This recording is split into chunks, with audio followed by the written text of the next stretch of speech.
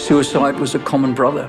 I had seen the damage. The law really had to change. It was a fucking hard time. What we're looking at here, I don't love homosexuals. As far as I'm concerned, you can stay in the gutter.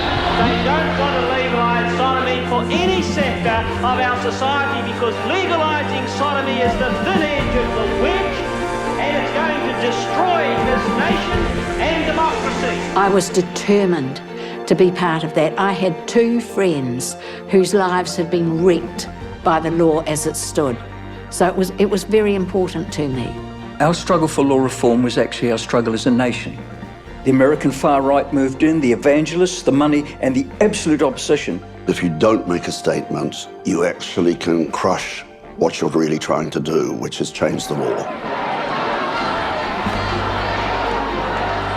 There was an arson attack, and that was a loss of a huge amount of stuff. So every piece we find is precious.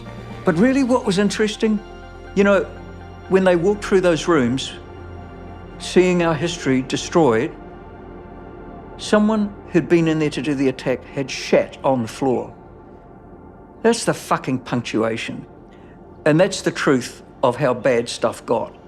The phone rang to say there was an admission coming. And it was a young lad, he was beautiful, and he was diagnosed with HIV. And all the nurses said, well, I'm not going to look after him. I'm not going to look after him. So I said, well, I will. When he was admitted, he was put in a room right at the very end of the ward, a single room. And when the nursing supervisor came around, she put her head back through the door and called out to me, rather you than me. And makes me want to cry just telling you about it. I knew basically, really, that I would be gay. So I went and told him about this, and Father, he said, you should be ashamed of yourself, and I want you to say, Satan, get ye behind me. And I went, oh, surely, Father, you mean to the side.